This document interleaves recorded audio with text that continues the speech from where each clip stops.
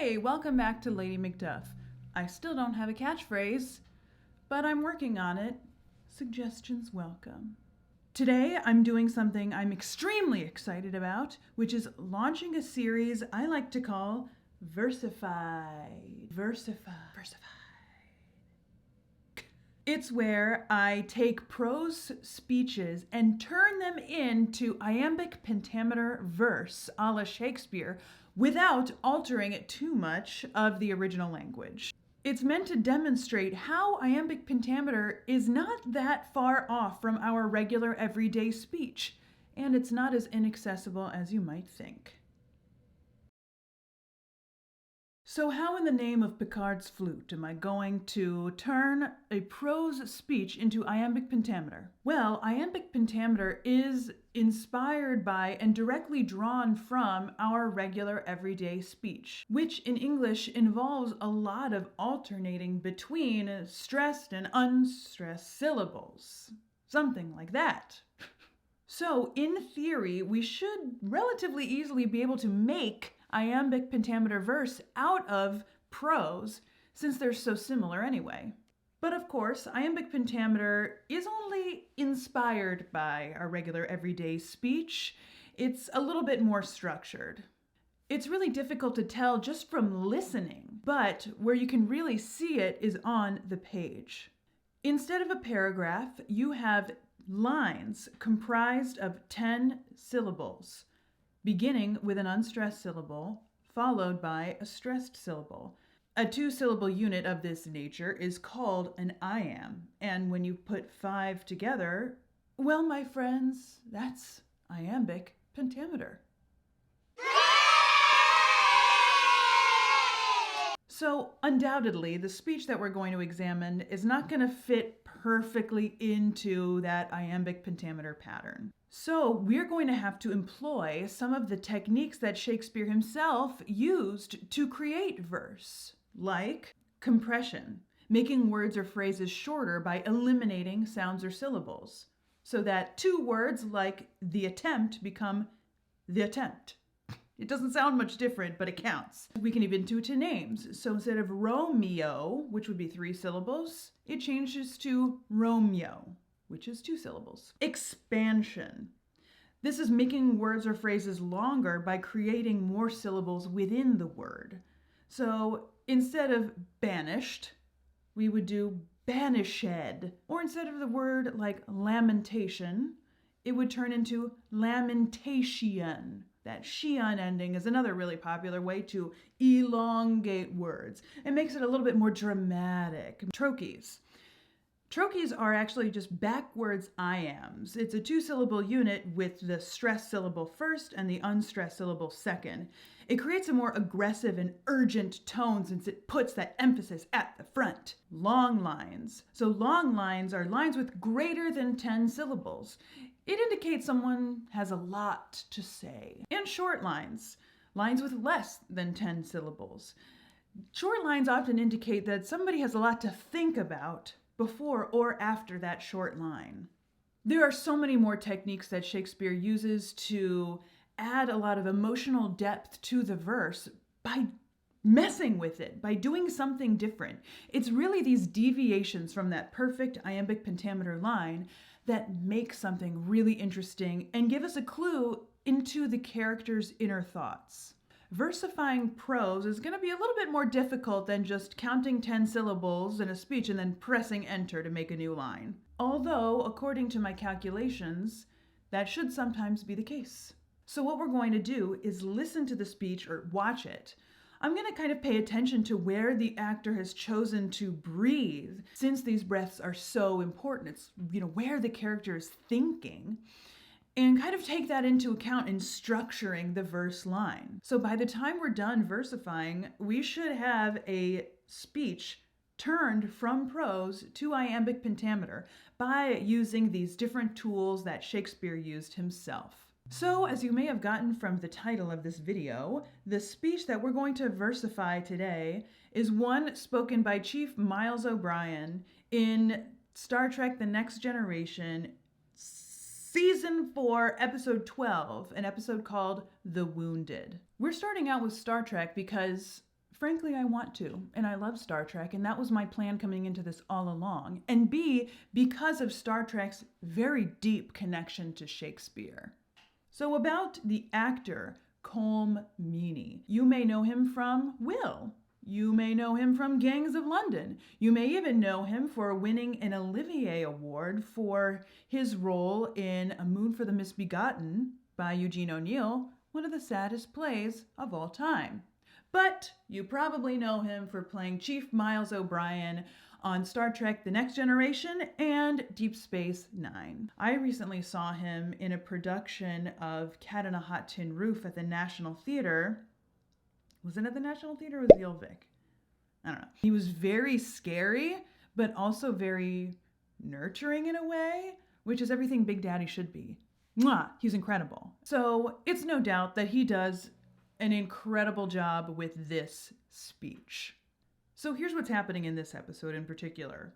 It's discovered that one of the Starfleet officers, Captain Maxwell, has gone rogue and used his ship to fire on unsuspecting Cardassian vessels. In a diplomatic meeting with the Cardassian delegation, Picard looks to O'Brien for insight, seeing as O'Brien actually served with Captain Maxwell during the Cardassian Wars. O'Brien reveals that Maxwell's entire family was murdered by the Cardassians, including hundreds of innocent civilians during an unsuspecting raid on a village. O'Brien is offended when the leader of the Cardassian delegation at this meeting, Gul Macet, suggests that Maxwell is doing all of this out of revenge. O'Brien insists that Maxwell would never do something of the sort. O'Brien himself insists that he harbors no ill will toward the Cardassians, but in a scene in a turbo lift,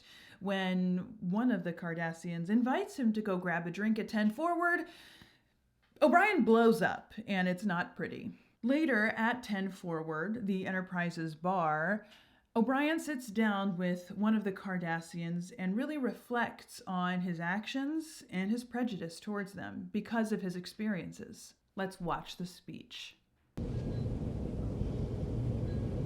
The only people left alive were in an outlying district of the settlement. I was sent there with a squad to reinforce them. Cardassians were advancing on us, moving through the streets, destroying, killing. I was with a group of women and children when 2 Cardassian soldiers burst in. I stunned one of them. The other one jumped me. We struggled. One of the women threw me a phaser, and I fired.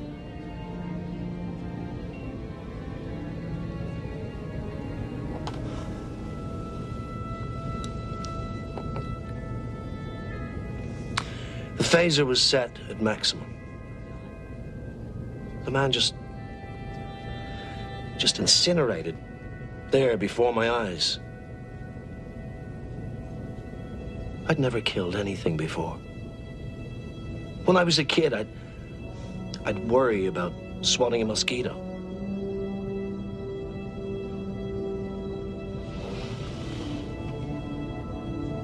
It's not you I hate, Cardassian.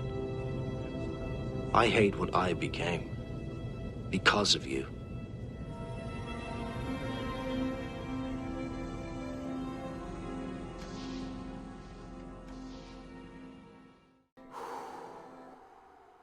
Wow. It's an incredible speech. I mean, it's an incredibly emotional, and he gives such a nuanced, simple, yet focused performance. Bravo! Okay, so what I've done here is make some annotations about where we have breaths. But take a look at this first line. The only people left alive were in. It's a perfect line. If iambic pentameter is the first thing. I mean, you can't make this stuff up, people. So I'm just going to write that in here. The only people left alive were in. Sorry, I think we're going to just do that since it's so simple. Okay, then we'll do an outlying district of the settlement. So we're going to compress that word instead of outlying, just outline. Okay, let's look at the next part. What we're going to do right off the bat, I was sent there with a squad to reinforce them. It's two of those short words again, so we can kind of compress them together. I was sent there with a squad to reinforce them. Pretty straightforward. 11. Cardassians. Let's try this. So what we can do, remember Romeo instead of Romeo? While we go through it, I'm going to try to do Cardassians instead of Cardassians, but you can change it depending on which one makes it fit better. Again, Shakespeare does it all the time with Romeo and Romeo. Just ask Juliet. Cardassians were advancing on us. I think I want to end the line there. So let's actually make this a short line. And remember, for short lines, we said the character has something to think about either before or after that line. And I mean, it could be really difficult for O'Brien to be thinking about Cardassians moving through the streets, destroying, killing. So I think it works. I think it works really well. And I'm very excited right now. Moving through the streets, destroying, killing. Okay, what I'm interpreting this as is a trochaic line. So a line that's completely made up of all trochees instead of all iams. Here's why this makes sense. There is a precedent for this. In that line that I showed you earlier, it was an example of a completely trochaic line. And that was from Claudio's speech in Much Ado About Nothing in Act 4, Scene 1, when he is in the midst of absolutely berating his fiancée, accusing her of being a wanton or the hussy, a slut. And this action is so aggressive on his part that he actually has a fully trochaic line. And then look at the line that we have here. Moving through the streets, destroying, killing. It's also really, really aggressive. So we're going to keep it like that. Exciting. Okay. I was with a group of women and children when 2 Cardassian soldiers burst in. So I'm just gonna add a word. And their children. I was with a group of women and their children. Nobody's gonna tell, right? Okay. Then the next line. When 2 Cardassian Okay, so what I'm gonna do for this word is an elongation. Remember Banished or Romeo? We can do it with the word soldiers, and instead of soldiers, make it soldiers. I feel like it's been done before. So we're gonna do that. When 2 Cardassian soldiers burst in. And when we elongate a word, again, it's all about an emotional attachment and flavor to that. So maybe we can have our Shakespeare O'Brien, when he says the word soldiers and he elongates it, maybe it's because he doesn't really see them as soldiers. Maybe he sees them more as murderers. And so when he says the word soldiers, it's kind of, there's a little bit of emotional baggage behind it. So that's just a great old line of 10. I stunned one of them, the other jumped me. If we just do it as is, it is 10 syllables. I stunned one of them, the other jumped me, though doesn't really make sense. I think what I'm gonna do, and it's very rare that this is done, but I think we're going to make this an 11 with a missing accented syllable after the midpoint. This is getting a little advanced, but that's okay. George Wright, don't come for me. Stunned one of them, the other jumped me. The fact that there's a missing accented syllable there could mean that it's like, in that moment, there's just like a stab in the heart type of feeling for this character. Next, we struggled one. We're going to elide of the women through. We're going to elide Mia Phaser. We struggled one of the women through Mia Phaser. And again, it's okay that this is very weird because it's a very emotionally intense moment for him. Listen, it is not easy for anyone, especially men, to self-reflect and apologize for things. Well, he did apologize earlier in the scene, but it's okay that this is not a perfect line of verse in this, because, I mean, frankly, in Shakespeare's later plays, it all looks like this. Look at Macbeth, and you'll see what I'm saying. And I fired. This is where he had that huge pause. So I think we're going to make this a short line. And I fired. We got a trochee. The phaser was set at...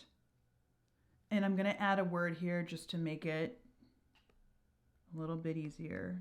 The maximum. Doesn't take away or add too much to the line, but it makes it easier for me.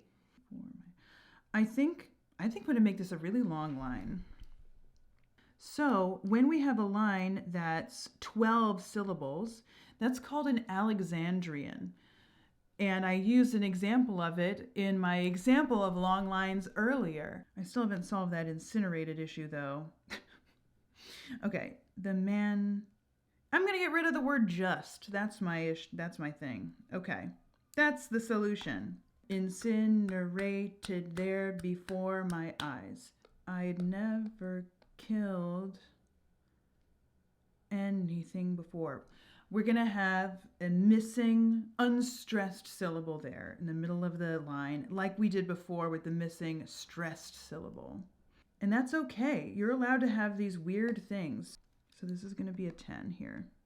I think we're going to have some short lines here at the end because it's getting difficult, not only for me, but for Chief O'Brien. I'm going to add actually a word. I can do that because this is my series and I do what I want. When I was just a kid, and again, we're just going to elide these vowels that are so close to one another. And then the word swatting is a trochee. So we're going to definitely honor that because that swatting, remember, trochees are added because they're a little bit more aggressive. And then again, swatting, it's really the antithesis, or, we're putting it up against, he incinerated a living, breathing humanoid being. So that trochee on that swatting at the beginning of the line is really, really emotionally heavy. It's not you. I hate Cardassian. So what we're gonna do here is actually extend the word Cardassian instead of Cardassian to 4 syllables. Think about in The Taming of the Shrew when Petruchio, he's trying to get at Kate. He knows that she doesn't like to be called Kate, so he's Kate of Kate Hall, Kate of my consolation, Kate. But then at the end of the speech, he calls her Catherine. There's something about elongating the name that just gives it more respect, perhaps. So I think that Cardassian, when we're elongating that word there, it's going to be powerful. And let's make it a headless line because it's that at the beginning of the line, that missing unstressed syllable, it's just an indication of some emotion right there.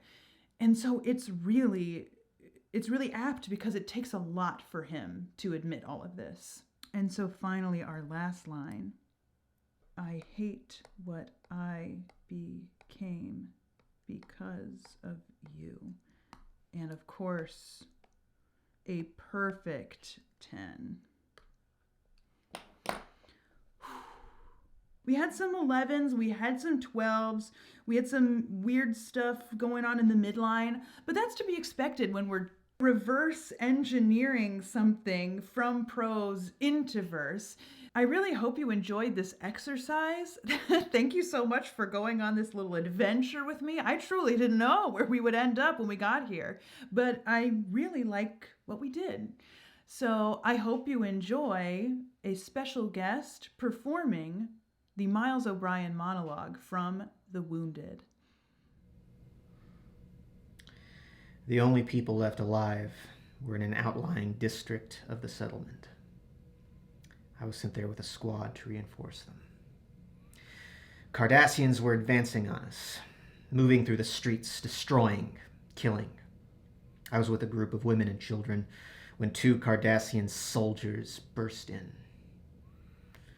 I stunned one of them. The other jumped me. We struggled. One of the women threw me a phaser, and I fired.